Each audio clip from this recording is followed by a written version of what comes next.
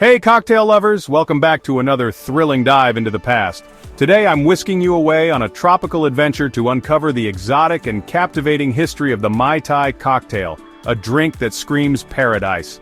Picture this.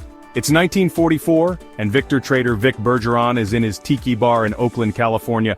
The air is buzzing with laughter and the clinking of glasses. He whips up a drink for some friends visiting from Tahiti and exclaims, "Mai Tai roa ai, Tahitian for out of this world." His friends are blown away by the taste, and just like that, the legendary Mai Tai was born.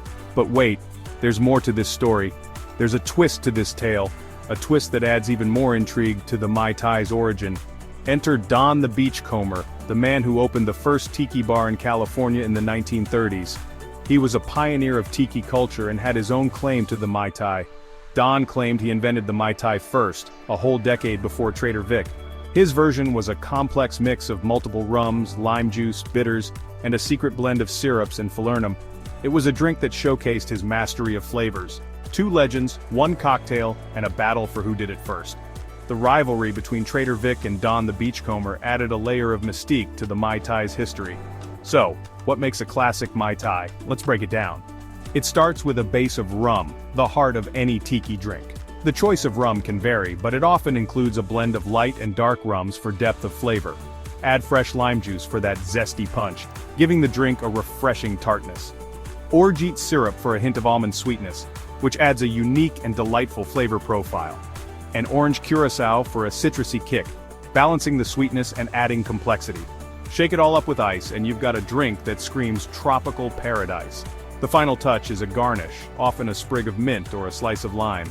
The Mai Tai became a symbol of mid-20th century American escapism. It was more than just a drink, it was an experience. After World War II, tiki culture exploded in popularity. People were looking for an escape, and tiki bars provided just that. Tiki bars popped up everywhere, offering an exotic retreat from the everyday grind.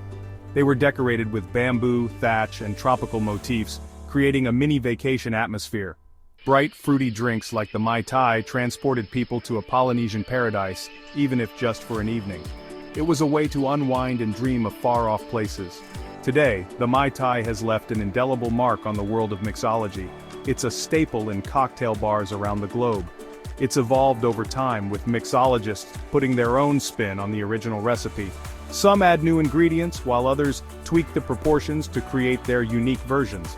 From craft cocktail bars to backyard luau's, the Mai Tai remains a beloved symbol of tropical delight. It's a drink that brings people together and evokes a sense of joy and relaxation.